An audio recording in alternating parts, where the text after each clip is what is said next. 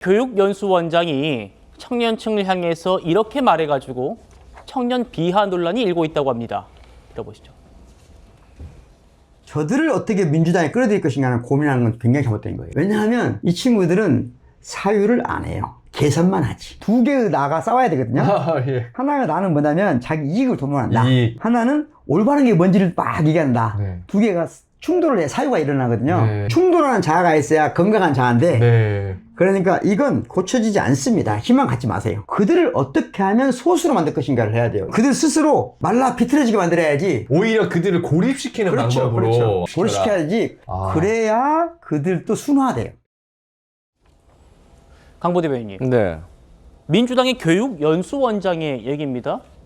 민주당의 교육과 연수를 책임지는 원장이 지금 탄핵 반대 집회에 나온 청년들을 계산만 한다. 그러면서 말라 비틀어지게 만들고 고립시켜야 한다. 이런 지금 발언을 해서 논란입니다.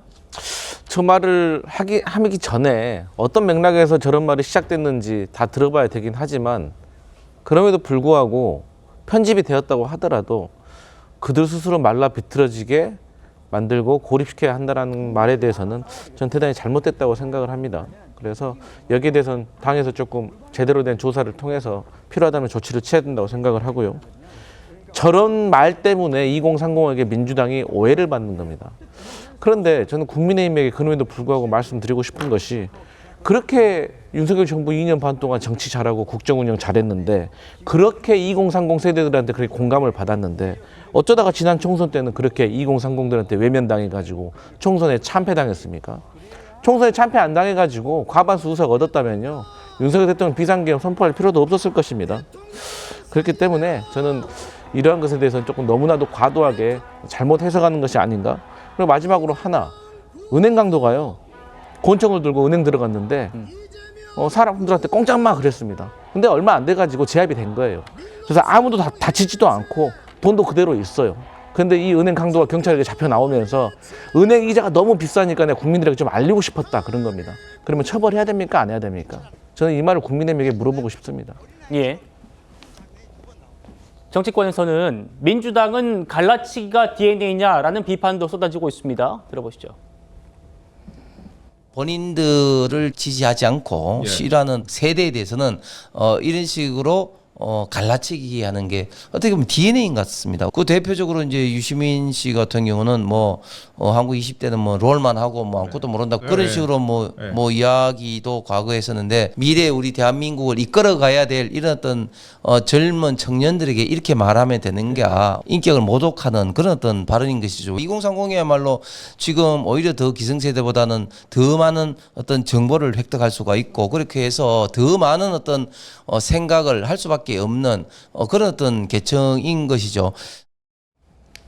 청년 비하가 이번이 한 번이냐 이렇게 또 반문하고 있습니다. 그렇죠.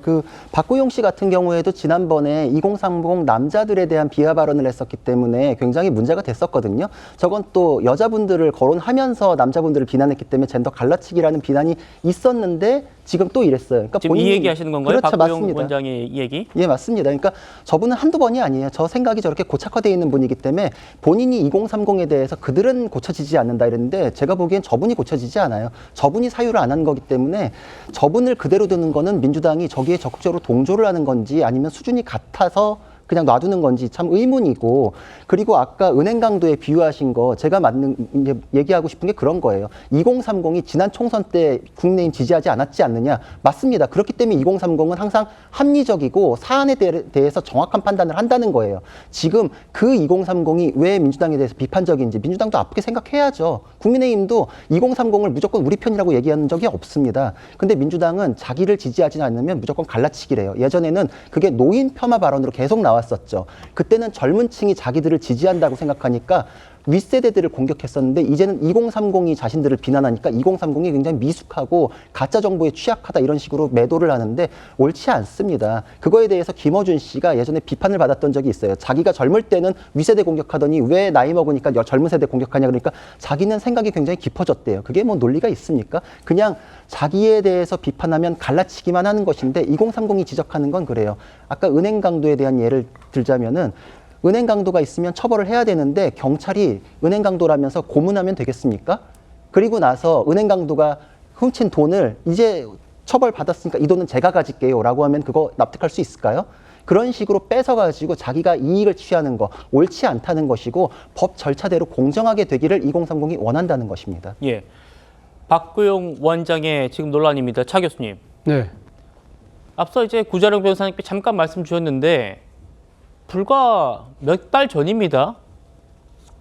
친야 성향 유튜브에 나와가지고 2030 남성들한테 정보를 알려주려고 한다. 여자분들이 집회에 많이 나오니까 나와라, 집회. 마치 여성을 성적 대상화했다라는 논란이 불과 몇 달 전에 있었어요. 저분이 이제 교육연수원장. 그러니까 뭐 교육과 연수를 책임지는 사람이니까 민주당의 청년 당원들, 청년 정치인들도 저 사람이 저분의 교육을 받지 않겠습니까? 어떻게 보십니까, 이 논란? 글쎄요, 뭐 제가 뭐 민주당에 뭐 관계하고 있는 사람이 아니기 때문에, 그러니까 지금 구계자의 그 관점으로 봤을 때는 상당히 부적절하고요. 저런 발언이 나오고 난 뒤에 민주당에서 당직을 어떤 식으로든, 그러니까 좀 뭐랄까요, 그러니까 다시 그러니까 이 철회하는 그런 조치를 애당초 하는 것이 맞지 않았나 하는 생각이 듭니다.